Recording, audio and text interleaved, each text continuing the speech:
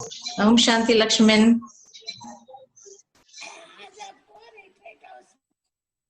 इसका संपन्न भक्ति कराने लिए वेलकम कर रहे हैं। बहुत अच्छा, थैंक यू थैंक यू। आप अभी 2 मिनट योग करा के शुरू कीजिए। हाँ 2 मिनट योग करा के शुरू कीजिए। हाँ जी आप गीत बजाएंगे या? जी जी आजे आजे।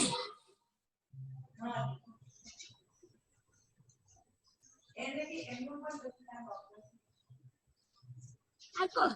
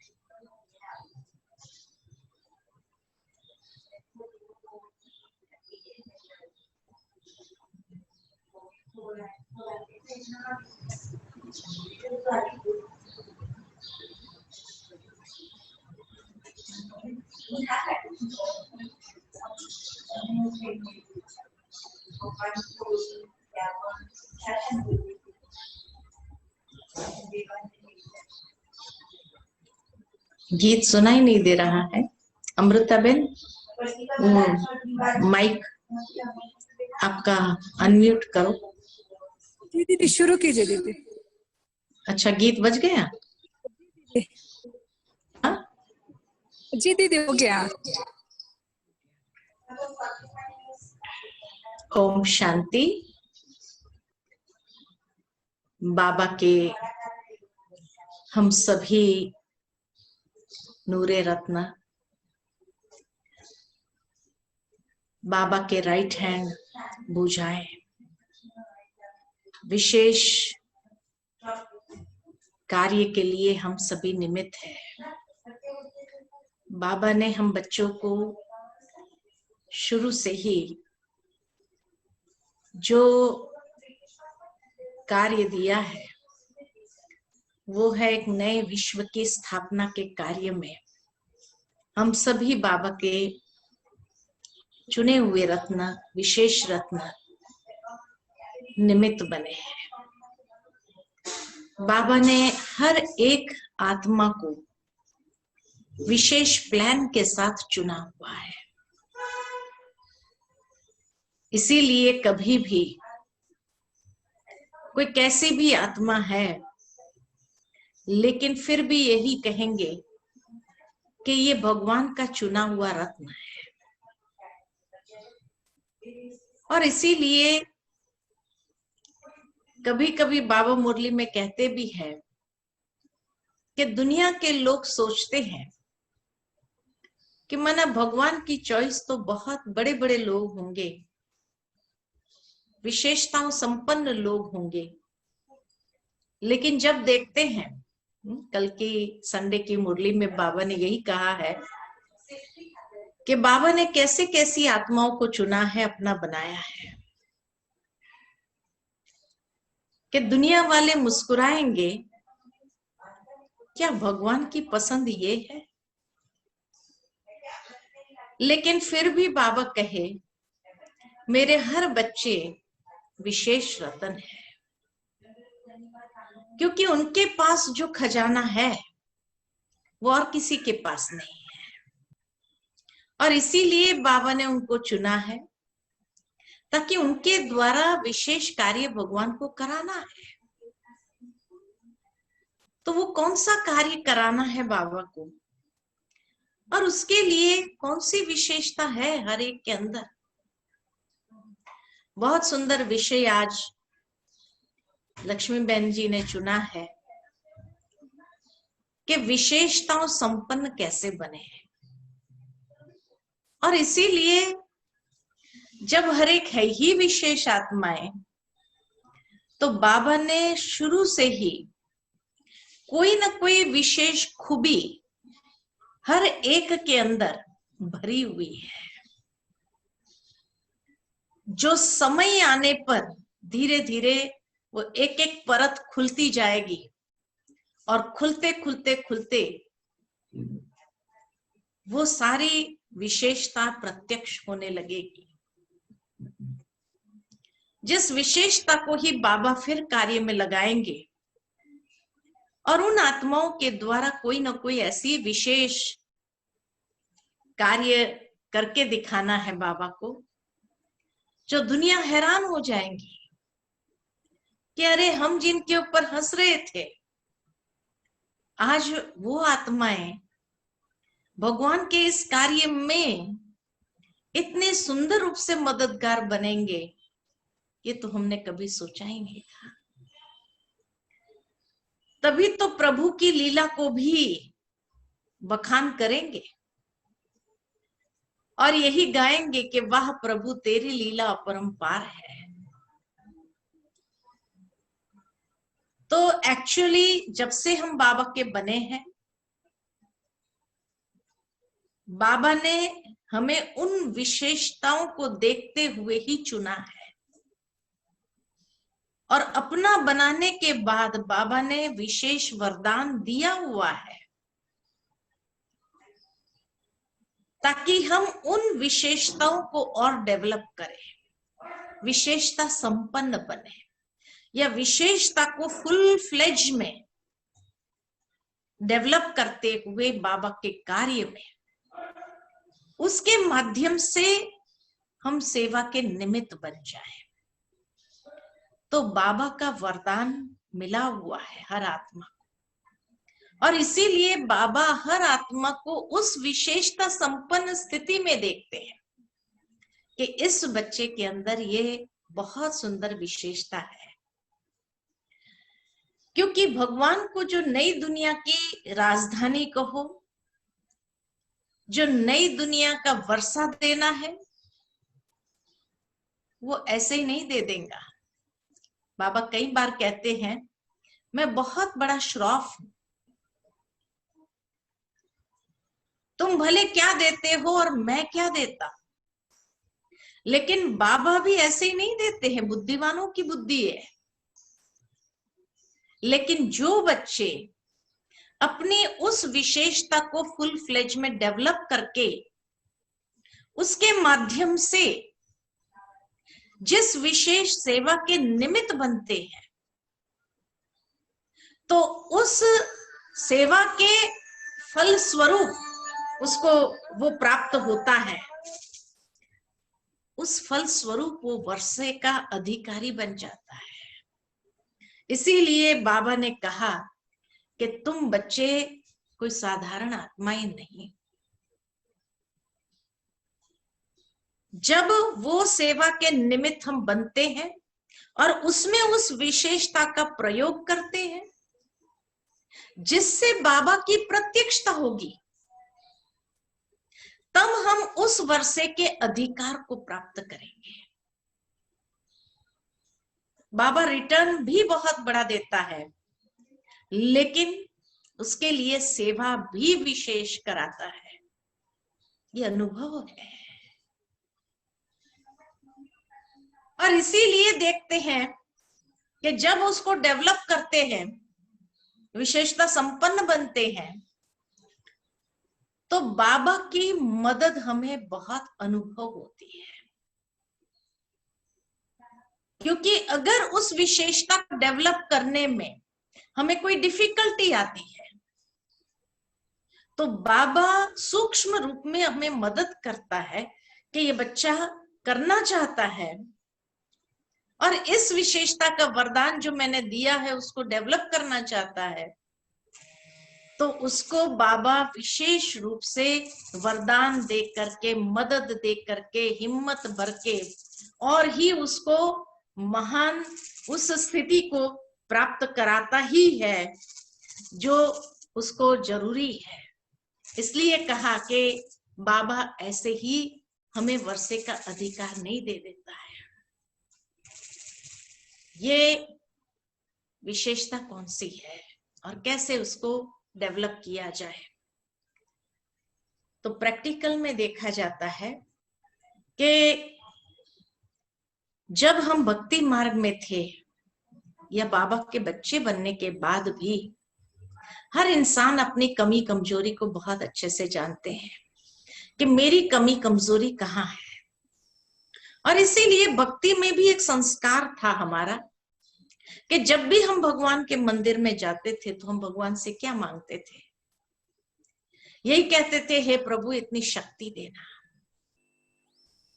किसके लिए शक्ति चाहिए? किसी को मारने के लिए, किसी के साथ झगड़ा करने के लिए नहीं। शक्ति हमने इसीलिए ईश्वर से मांगे कि हे प्रभु हमें शक्ति दो, निर्बल को बल दो, शक्तिहीन को शक्ति दो। हाँ, विशेष गीत भी हम सुनते हैं, इतनी शक्ति देना हमें दाता जो विश्वास कभी कम न हो। तो भक्ति में हमेशा हमने शक्ति मांगी। कौन सी शक्ति मांगी? क्योंकि हर इंसान जानता है कि उसकी कमी कमजोरी कहाँ है और इसीलिए ईश्वर से शक्ति मांगते हैं ताकि उस कमजोरी के ऊपर हम विजय प्राप्त कर सके। क्योंकि नेचुरल है, जिसके अंदर जो कमजोरी होगी वही कमजोरी हमारे लिए आगे बढ़ने में विघ्न क्रिएट करती है। इसलिए भगवान से शक्ति मांगा भक्ति में भी कि प्रभु इतनी शक्ति देना ताकि हम अपनी ये कमजोरी के ऊपर विजय प्राप्त करके आगे बढ़ सके जीवन में, इस विघ्न को हम समाप्त कर सके। वो भक्ति के संस्कार कभी कभी ज्ञान मार्ग में भी यूज होते हैं। और कैसे यूज होते हैं कि ज्ञान मार्ग में भी कई बार बच्चे योग में जब बैठते हैं तो योग में एक प्रकार का रियलाइजेशन जरूर होता है। हर एक इंसान को अपनी कमी कमजोरी बहुत स्पष्ट नजर आती है और इसीलिए जब वो कमी कमजोरी नजर आती है, जब फील होता है कि जब भी ये कमजोरी का प्रयोग होता है ना, बस मेरे लिए कोई ना कोई विघ्न जरूर खड़ा होता है, सेटबैक जरूर आता है और कहीं ना कहीं हम थोड़ा अपने आप से लड़ने में सक्षम नहीं होते हैं। तो इसीलिए योग में हम भी बाबा से यही कहते, बाबा शक्ति देना। कौन सी शक्ति मांगा हमने बाबा से भी? यही शक्ति मांगा कि बाबा हम जीवन के अंदर आगे बढ़ना चाहते हैं लेकिन ये कमजोरी हमें बढ़ने नहीं दे रही है, ये कमजोरी हमारे लिए विघ्न बन रही है, ये कमजोरी हमारे लिए रुकावट बन रही है। इसलिए बाबा इतनी शक्ति देना ताकि हम इसके ऊपर विजयी हो सके, यही शक्ति मांगते रहे। अब बाबा कोई अमृत वेले योग में जब बैठे हैं तो कोई जादू की छड़ी घुमा करके ये ले लो शक्ति, या चलो मैं आपको ये विशेषता दे देता हूं, ऐसे तो नहीं करेंगे।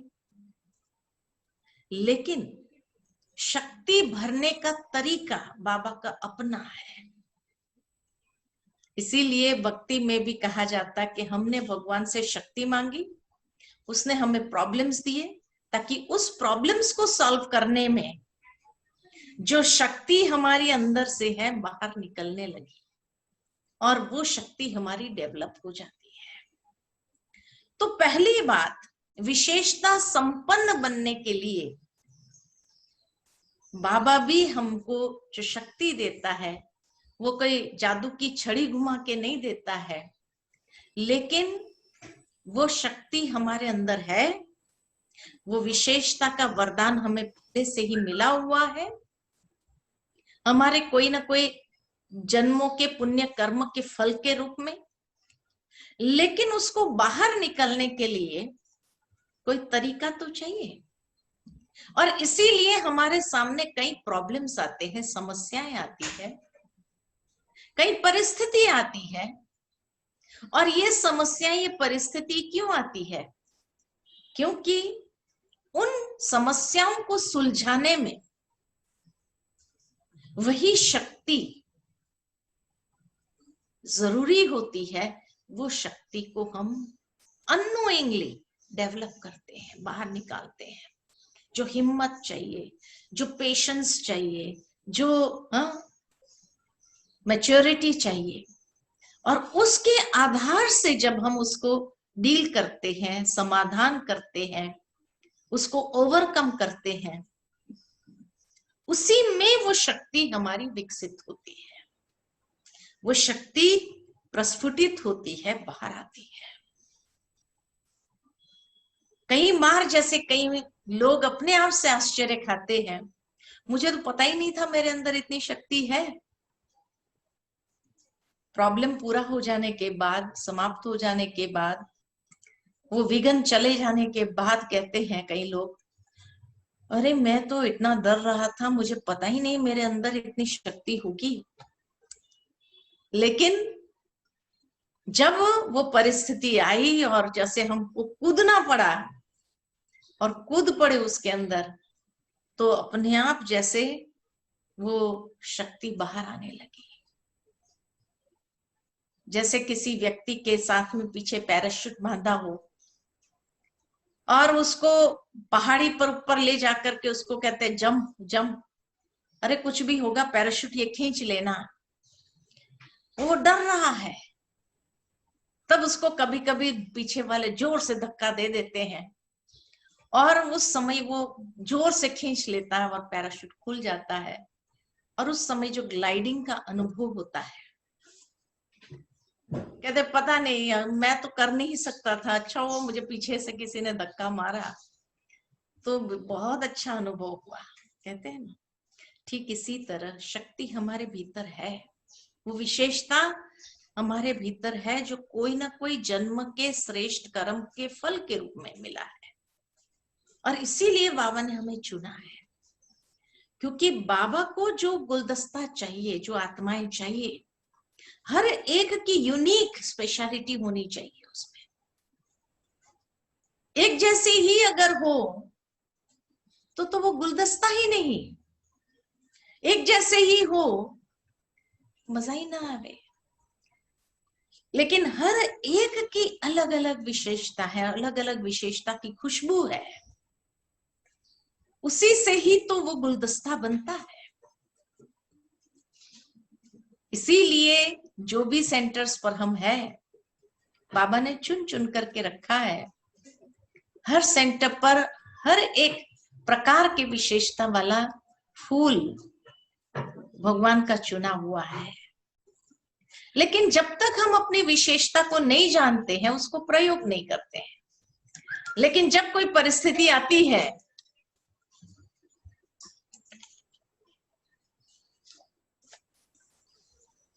जब कोई परिस्थिति आती है, तब फिर महसूस होता है कि हाँ वो पैराशूट खुलने लगता है। और तब बहुत सुंदर अनुभव होता है कि वाह, मेरे अंदर तो ये चीज थी, मुझे पता ही नहीं था। अच्छा हुआ ये परीक्षा आई तो उसको पार करने में मुझे पता चला कि हाँ कैसे ये खुलता है, ये विकसित होता है। दूसरा, विशेषता संपन्न बनने के लिए, विशेषता संपन्न बनने के लिए आवश्यकता है कि हम बहुत अच्छे से उस विशेषता का बार बार प्रयोग करें। जितनी बार उसका प्रयोग करते हैं, उतनी बार वो रिफाइन होता जाता है। और जैसे जैसे ये रिफाइन होता जाता है, बहुत सुंदर उसका स्वरूप लगने लगता है। और तब व्यक्ति एक एक विशेषता को डेवलप करते करते करते करते ऐसी स्टेज तक आते हैं कि हाँ, जैसे एक पूरा गुलाब खिला हुआ, इस तरह से उसको कहते हैं संपन्न, विशेषता संपन्न स्टेज। दूसरा तरीका इस विशेषता को डेवलप करने का है, मान लो कि मुझे पता नहीं है कि मेरे अंदर कौन सी विशेषता है, लेकिन बाबा हमेशा कहते हैं बच्चे हाजी का पाठ पक्का करो। जब हाजी का पाठ पक्का करते हैं, कोई कार्य अगर हमें नहीं भी आता है, कोई सेवा हमारे सामने अचानक ऐसी आ जाती है, और अगर हमने उस समय कहा कि नहीं नहीं मेरे से तो नहीं होगा, तो जैसे ही नहीं नहीं कहा, माना ही हमने उस द्वार को बंद कर दिया। कौन से द्वार को बंद कर दिया?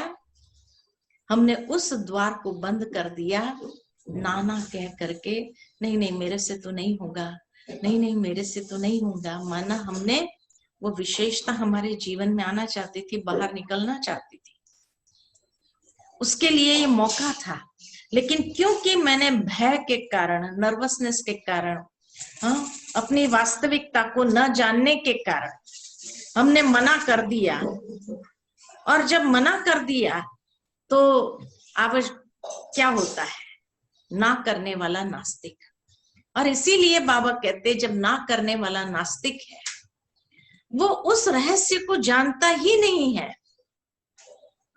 कि उससे उसको क्या फायदा, क्या प्राप्ति होने वाली थी, इसीलिए ना कर दिया। तो नेचुरल है कि समय आ गया है, वो फल को पकने का समय आ गया, निकलने का समय आ गया, और मैंने ना कर दिया, तो वो ईश्वर का कार्य रुकेगा नहीं मेरे ना करने से। लेकिन तुरंत ही जैसे कि वो चला जाता है दूसरे के पास में, वो सेवा दूसरे के पास चली जाती है, और दूसरा के हाथ में जाने से ही वो जैसे कि उसको सेवा प्राप्त हो। उसने हाँ कर दिया कॉन्फिडेंस के साथ, अच्छा मैं करूंगा, नहीं होगा तो बस मेरे को गाइड करना, ऐसे करके जैसे उसने कहा, तो वो सेवा उसके द्वारा, वो विशेषता भी उसी के पास चली गई। इसीलिए बाबा हमेशा कहते हैं ना करने वाला नास्तिक खाली नहीं, लेकिन राज को भी नहीं जानता, क्योंकि जिस दिन ये राज खुलता है और वो आत्मा को आगे बढ़ने का चांस मिलता है, उस समय हम सोचते रह जाते कि अरे मैंने किया होता था तो आज उसकी जगह मैं होती थी। तो उस समय बहुत फील होता है, नाराज हो जाते हैं, दिल शिकस्त हो जाते हैं, और नाराज होने वाला राज को नहीं जानता है। तो ड्रामा के अंदर ये रहस्य है, और ये रहस्य इसीलिए आया है ताकि हम उस चीज को डेवलप करें, उसको बाहर निकालें, और बाहर निकाल करके उसको हम अच्छी तरह से आगे बढ़ा सके, इसके लिए है। तो इसीलिए कहा कि भाई आवश्यकता है हमारे जीवन के अंदर, कभी भी हम कोई भी सेवा का मौका आए, कोई भी बात आए, तो हर सेवा के लिए अपने आप को पहले मैं करें, या पहले जहां पहले आप करना है वहां पहले आप करें। सम्मान देने में, रिगार्ड देने में हम पहले आप करें, लेकिन जहां निमित्त बनना है तो वहां मैं निमित्त बन जाऊं। और जैसे ही अगर वो विशेषता मेरे अंदर नहीं होंगी, वो बोलने की शक्ति, वो करने की शक्ति अगर मुझ में नहीं होंगी, तो सरेंडर जैसे हो जाते हैं, तो ईश्वर उसको वरदान दे करके भी उसके अंदर वो क्षमता, वो शक्ति भर देता है, और भरने के साथ ही वो बहुत सुंदर तरीके से बाहर आने लगती है। तो इसीलिए हाजी का पाठ जब हाजी करके आगे बढ़ते हैं, इसीलिए मम्मा हमेशा कहती थी कि हुक्म ही हुक्म चलाए रहा है। माना जो भी बात आई, मम्मा की विशेषता ही ये थी, इतनी अगर नंबर 1 चली गई, विशेषता संपन्न बन गई, तो उसका कारण यही था कि हुक्म ही हुक्म चलाए रहा है। और इसीलिए कोई भी बात बाबा ने कही तो मम्मा ने हमेशा कहा जी बाबा, ना कभी नहीं कहा। जी बाबा कहने से ही आगे बढ़ते गए, एक एक कदम जैसे आगे बढ़ते गए, विशेषताओं से संपन्न होते गए। ठीक इसी तरह हमें भी आवश्यकता है कि इस समय जो भी ऐसी सेवाएं हो, नर्वस होने के बजाय, दिल शिकस्त होने के बजाय, डरने के बजाय, भयभीत होने के बजाय हम हाँ जी का पाठ पक्का करें। और जैसे कहा कि जितना हम बड़ों के आज्ञाकारी बनते हैं, कोई भी सेवा के लिए ना नहीं करते हैं, तो बड़ों की भी हमारे ऊपर एक हुज्जत रहती है, और उस हुज्जत के कारण ही हम सहजता से आगे बढ़ जाते हैं। तो इसीलिए बाबा कहे, ना करने वाला नास्तिक, जो इसने समझा ही नहीं कि ये समय उसको कौन सा भाग्य का दरवाजा खोलने के लिए आया है। तो जब भी कोई ऐसी सेवा दस्तखत देती है हमारे द्वार पर, और जैसे ही दस्तखत दे करके हमारे सामने आती है, तो उस समय ना नहीं करना है, लेकिन हमेशा जी बाबा, बड़ों के आज्ञाकारी बन करके जब चलते हैं तो बड़ों की दुआएं भी मिलती हैं, आशीर्वाद भी मिलती हैं, सहजता से उनका दिल जीतते हैं और आगे बढ़ना हमारे लिए सहज हो जाता है। तो इसीलिए कहा, जहां सम्मान देना है पहले आप करें, जहां सेवा के लिए निमित्त बनना है वहां जी बाबा, बड़ों को जी हाँ जी का पाठ पक्का करें, और ये अंदर में पक्का रखे, कराने वाला बाबा है, मैं करनहार। जैसे ही ये फीलिंग अंदर में आई, करावनहार बाबा है, मैं करनहार हूं, तो बस बाबा कराता जा रहा है। हर समय ये स्मृति रहे, बाबा तू हमारे साथ है, तू जैसे बढ़ाएगा, जिस दिशा में ले जाएगा, जरूर हम जाएंगे। तो बाबा बढ़ाता जा रहा है, हम बढ़ते जा रहे हैं, और जैसे जैसे बढ़ते जाएंगे तो जरूर है कि बाबा उस आज्ञाकारी बच्चों को इतनी दुआओं से भर देता है कि सहजता से हम विशेष संपन्न तो हो जाते, लेकिन संतुष्टता का सर्टिफिकेट भी सहजता से प्राप्त कर लेते हैं।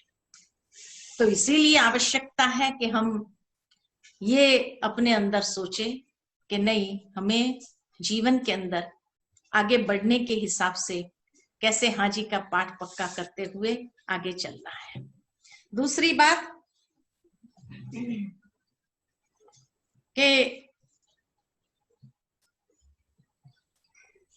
बात कि जैसे विशेषता संपन्न बनने का आधार है कि जब भी जीवन के अंदर बाबा की मुरली सुनते समय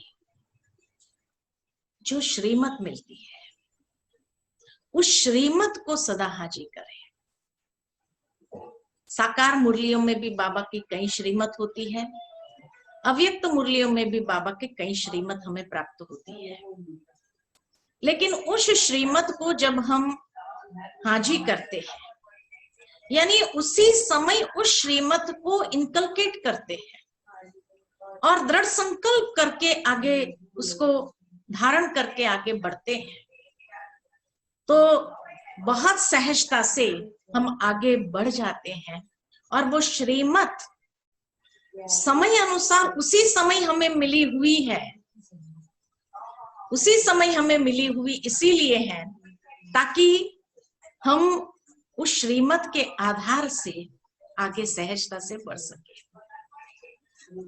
ये प्रैक्टिकल देखा गया है कि हर दिन की बाबा की मुरली में, चाहे वरदान में, चाहे स्लोगन में, चाहे मुरली के अंदर जो श्रीमत मिलती है,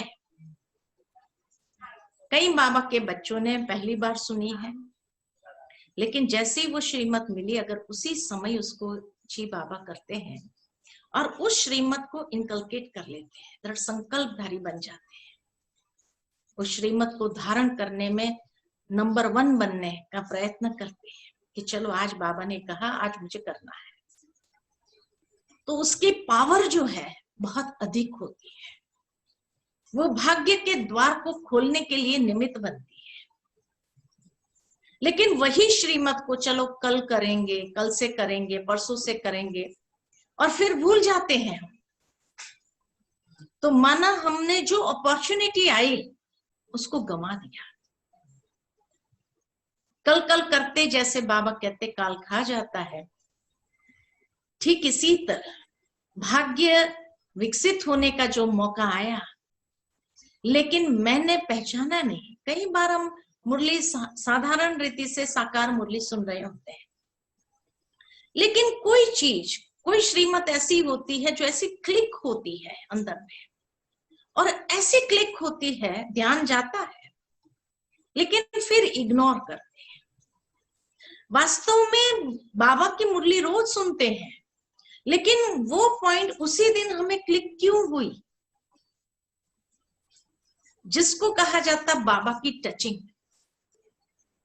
ये नहीं कि मैं योग में बैठी हूं, आज बाबा ने मुझे ये टचिंग दिया, वो टचिंग दिया, उसको टचिंग नहीं कहते, क्योंकि उसमें मन मत और माया मत बहुत आ जाती है। लेकिन मुरली के द्वारा बाबा टचिंग देता है। तो जो पॉइंट हमें क्लिक किया मुरली सुनते समय, तो वो क्लिक क्यों हुआ? क्लिक इसीलिए हुआ कि मुझे उसको पकड़ लेना है। जो क्लिक हुआ उस चीज को पकड़ करके उसको धारण करके आगे बढ़ना है, इसीलिए वो क्लिक हुआ उससे। ये बाबा की टचिंग थी, और उसको जैसी वो श्रीमत है वैसे ही उसको हम इनकलकेट करें। जो है जैसे, उसको अपनी रीति से इंटरप्रेट ना करें।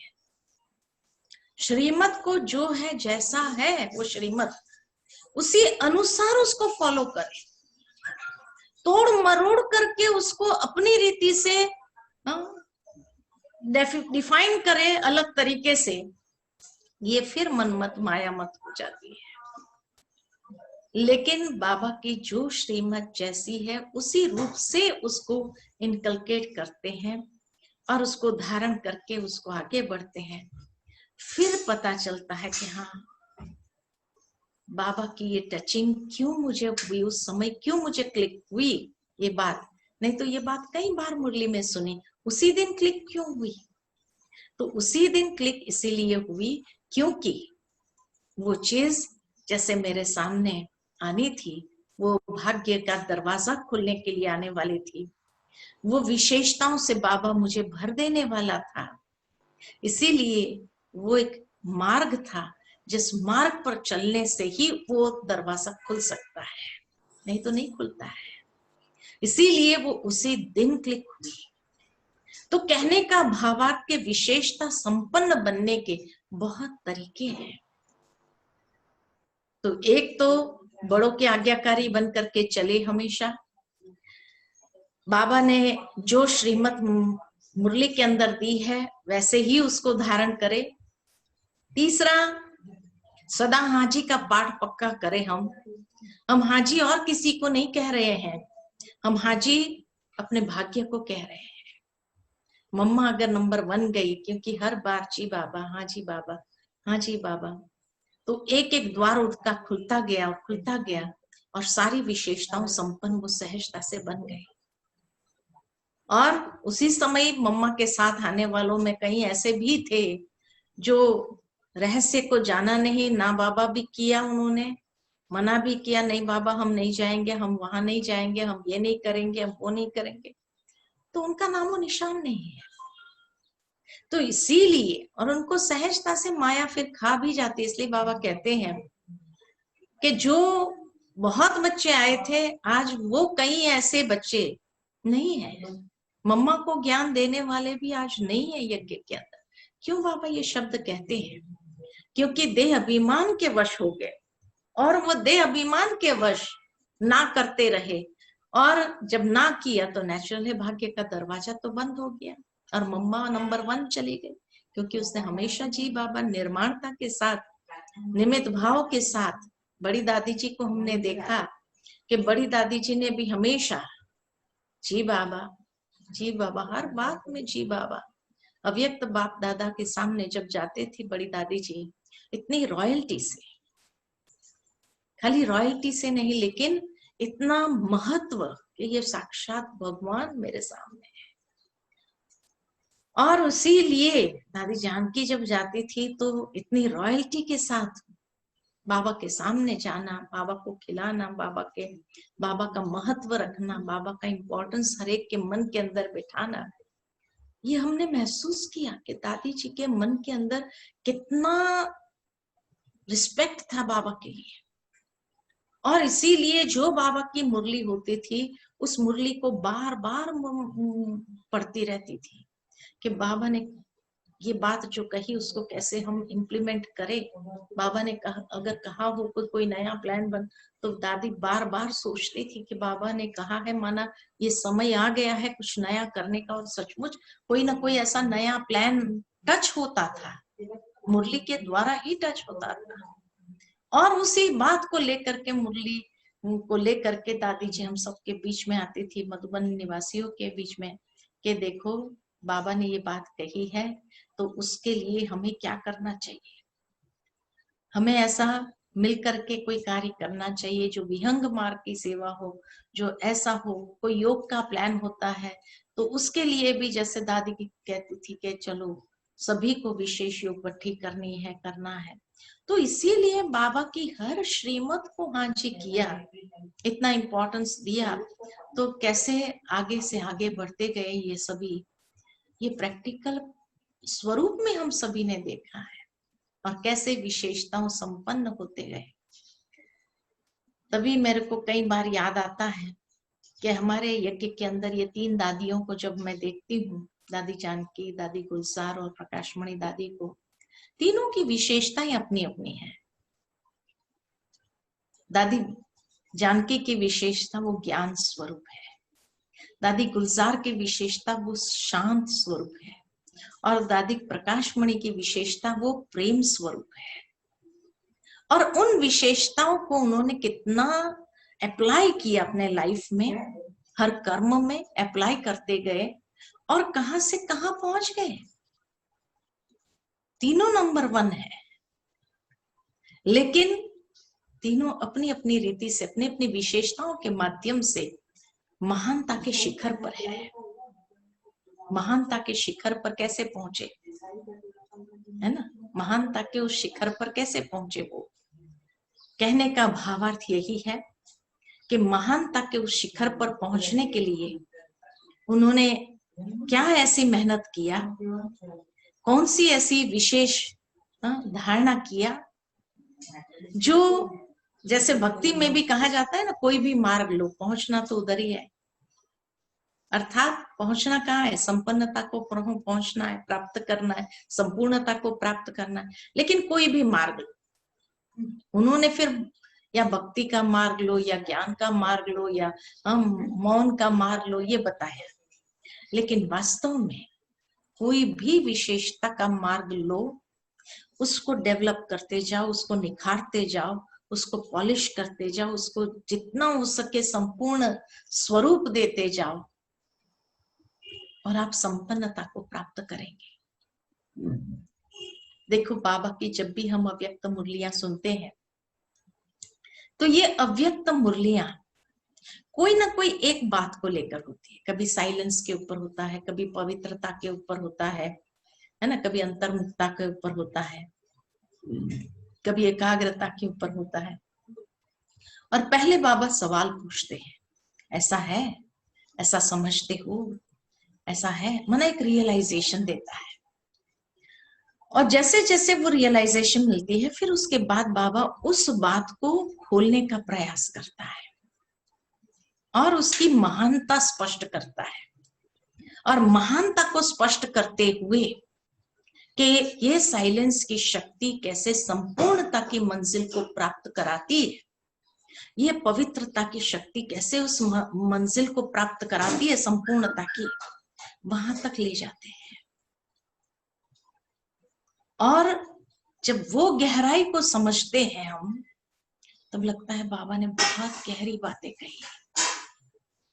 अभी तो बहुत कुछ करना है हमें, ये चीज को डेवलप करने के लिए तो बहुत कुछ करना है, लेकिन उसके साथ साथ उसकी जो छोटे छोटे स्वरूप है, जैसे एक बाबा की समझो मुरली हो प्रेम के ऊपर या पवित्रता के ऊपर, तो उस पवित्रता से कई चीजें कनेक्टेड होती है। पवित्रता से इंटीग्रिटी कनेक्टेड होती है, ऑनेस्टी कनेक्टेड होती है, ईमानदारी, वफादारी, आज्ञाकारी बनना, ये सब उस पवित्रता से कनेक्टेड है। ईमानदार, वफादार, आज्ञाकारी बनना, ये उस पवित्रता से कनेक्टेड है। इसी तरह साइलेंस पावर हो तो साइलेंस के साथ साथ एकाग्रता, अंतर्मुखता, शांति, धैर्यता या शीतलता, ये सारे गुण कनेक्टेड है। तो जो ये गुण कनेक्टेड है, अगर उनमें से कोई गुण हमारे अंदर है तो इसका मतलब ये स्पष्ट हो जाता कि मुझे कौन सा रास्ता लेना है, मुझे ये साइलेंस वाला रास्ता लेना है, मेरे लिए ये चीज है। प्रेम है तो प्रेम के साथ स्नेह है, मिलनसार है, ये सारे गुण है उनके साथ जो कनेक्टेड गुण है। और अगर मेरे अंदर वो गुण है तो इसका मतलब मुझे प्रेम के रास्ते से ऊपर जाना है, उस मंजिल को पहुंचना है। ये दादियों ने यही चीज तो किया प्रैक्टिकली जीवन के अंदर, और इसीलिए उन्होंने उस विशेषता को विकसित करते करते करते वो सारे गुण जो थे उससे कनेक्टेड सारे गुण धीरे धीरे धीरे एक गुण धारण करते हुए फिर वो प्रेम के उस मार्ग पर आगे बढ़े, उस संपूर्णता की मंजिल को पर, क्योंकि फाउंडेशन बहुत मजबूत हो गया, पक्का हो गया। ठीक इसी तरह हमें भी कभी कभी अपने अंदर ये एनालाइज करने की आवश्यकता है कि हमारे अंदर कौन से गुण है, कौन से वैल्यूज है जो इनहेरेंट है, जो पहले से है हमारे अंदर। तो वो इनहेरेंट वैल्यूज कौन से हैं उसको हमें निकालना है, उससे कनेक्टेड जो वैल्यूज है उसको लेना है, धीरे धीरे करके एक एक वो वैल्यूज को हमें मजबूत करना है अपने अंदर, और उस वैल्यूज का जो मेन वो ट्रंक होता है उसको हमें फॉलो करना है, उस पाथ के माध्यम से आगे बढ़ना है। तो इसीलिए कहा कि बाबा जो हमें विशेषता संपन्न बनाना चाहते हैं, तो विशेषता संपन्न होने के लिए हमें अपने जीवन के अंदर, बंद करें, हमें अपने जीवन के अंदर जरूर है कि आगे बढ़ने के लिए, हमें अपने जीवन में आगे बढ़ने के लिए उसकी आवश्यकता रहेगी। और ये सारे जो कनेक्टेड गुण है, वैल्यूज है, वर्च्यूज है, वो क्वालिटीज को लेकर के हम जैसे जैसे आगे बढ़ेंगे तो बहुत सहजता से पुरुषार्थ सहज हो जाएगा, अवस्था हमारी बहुत अच्छी रहेगी और हम अपने आप से कंफर्टेबल रहेंगे। जिस तरह प्रकाश मणि दादी कभी भी ये नहीं देखती है कि मैं गुलजार दादी जैसी बन जाऊं, साइलेंस, बोलना ही नहीं। गुलजार दादी कभी ये नहीं सोचते कि मैं जानकी दादी जैसा बन जाऊं, कि बस टू मच क्लासेस कराना शुरू कर दूं, नहीं। जानकी दादी कभी ये नहीं सोचती है कि मैं इनके जैसा बनूं, उनके जैसा बनूं, नहीं। वो अपने आप में यूनिक है। इसी तरह हमें भी अपने आप में यूनिक बनना, हमें अपने आप को किसी के साथ कंपेयर करने की जरूरत नहीं है, न ये सोचना कि मुझे इसके जैसा बनना है, क्योंकि हर इंसान अपने आप में बहुत यूनिक है, विशिष्ट है, और इसीलिए वो गुणों के आधार पर ही विशिष्ट है। तो क्यों ना हम उन गुणों के साथ जितने भी कनेक्टेड गुण हैं उसकी लिस्ट निकालें, उसको अपने अंदर देखें, कहां से कैसे उन गुणों को हम डेवलप कर सकते हैं, और उस मेन स्ट्रीम में जो 7 गुण है आत्मा के, शांति, प्रेम, आनंद, पवित्रता, उसमें कौन सा मेन स्ट्रीम में हम जाकर के उसको हम विकसित कर, तो उससे कनेक्टेड ये दूसरे भी सहजता से विकसित हो जाएंगे। और जब सारे विकसित हो जाए तभी तो संपूर्णता को प्राप्त किया है कहेंगे, यही संपूर्णता की स्थिति है। तो इसीलिए विशेषता संपन्न स्थिति को हमें डेवलप करना है, प्राप्त करना है, तो अपने आप को जानना होगा कि मेरे अंदर कौन से गुण विशिष्ट रूप में है बचपन से, क्योंकि आप उसी में कंफर्टेबल रहेंगे। जैसे कहा, गुलजार दादी साइलेंस में ही कंफर्टेबल फील करती है, जानकी दादी ज्ञान की बातें देती है, लेती है, आदान प्रदान करती है, उसमें कंफर्टेबल फील करती है। तो इसीलिए हमारे अंदर भी जो गुण है उसी में हम कंफर्टेबल फील करते हैं, और उस गुण के साथ हमें आगे बढ़ना है, चलना है और उस श्रेष्ठ मंजिल को प्राप्त करना है। ठीक है ना? तो इसीलिए आवश्यकता है कि हम अपने आप को देखें, समझे, अपनी वास्तविकता को देखें, समझे। इसीलिए दुनिया में भी ये कहा जाता है, know thyself, realise thyself. अपने आप को जानो और उन गुणों को महसूस करो, उसको रियलाइज करो। जब उसको रियलाइज करते हैं तो फिर उसको विकसित करना आसान हो जाएगा, कि फिर हम तरीका ढूंढेंगे कि भाई हाँ, इस चीज को विकसित करने का तरीका क्या है।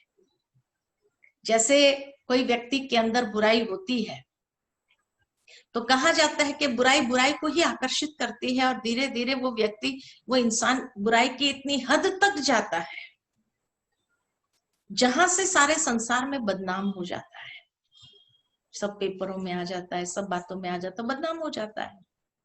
ठीक इसी तरह विशेषता संपन्न बनने के लिए जब कोई अच्छाई को हमने परख लिया अपने अंदर और उस अच्छाई को लेकर के चलते हैं और उससे कनेक्टेड सारी अच्छाइयों को अपने अंदर खींचना चालू करते हैं, तो जरूर है वो भी उस लेवल तक जाता है, उस हाइट्स को प्राप्त कर लेता है कि जिसके आधार से उसकी प्रत्यक्षता और बाबा की प्रत्यक्षता बहुत सहज तरीके से होने लगती है। ठीक है ना? तो इसीलिए आवश्यकता है अपने आप को समझना, पहचानना। ठीक है? हाँ, बहुत अच्छी बात है।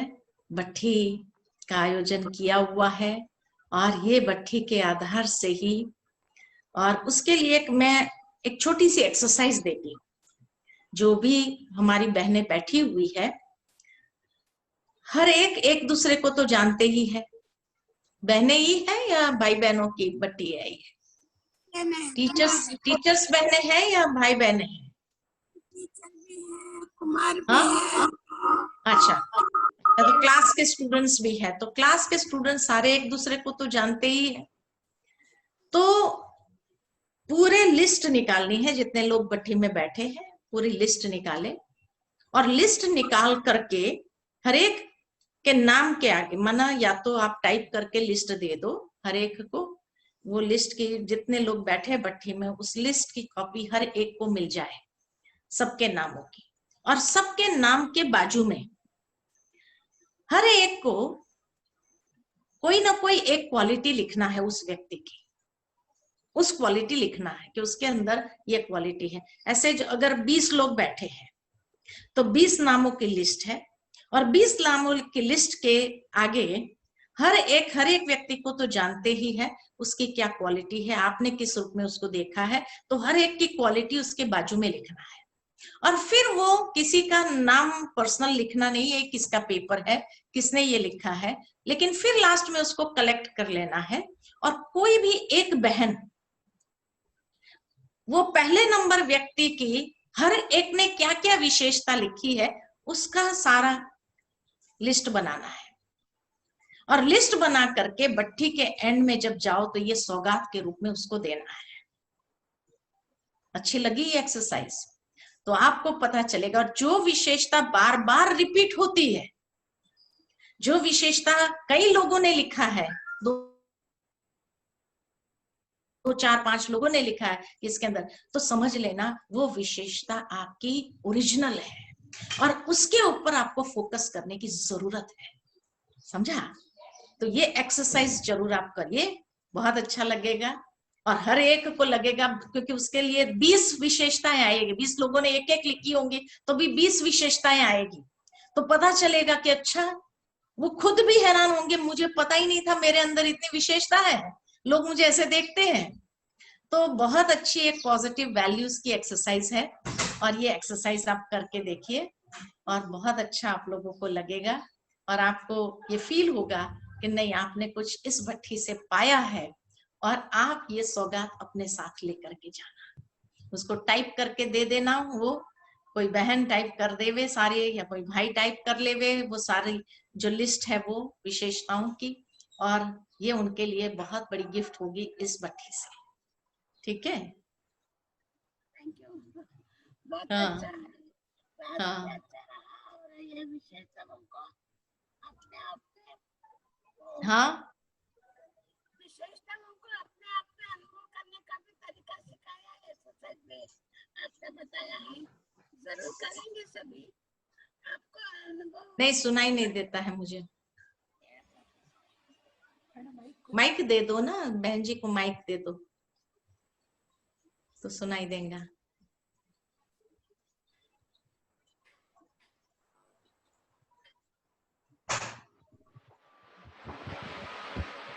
ये विशेषता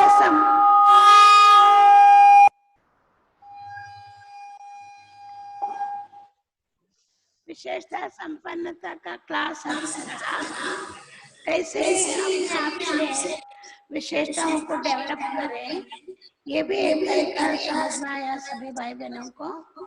और आगे के लिए कैसे उसको अपना अपना विशेषता को इम्प्लीमेंट करें। और अभी आपने जो एक्सरसाइज सिखाया वो भी सभी करके अपने अंदर विशेषता भरने का बहुत अच्छा है। सभी आपको अनुभव जरूर सुनाएंगे लास्ट में, सबने क्या क्या किया है। अब जब मधुबन पहुंचेंगे तब आपको मैं समाचार सुनाऊंगी। जरूर जरूर। बहुत शुक्रिया उषा बहन जी, आपने शांति। इतना बिजी होते हुए हमारे लिए समय निकाला। थैंक यू बाबा ने, हाँ थैंक यू उषा। अभी आप योग कराएंगे? मैं कमेंट्री के साथ योग नहीं कराऊंगी, हाँ, गीत के साथ योग ऐसे करा ही के कराइए, ऐसे ही कराइए। हाँ। Thank you.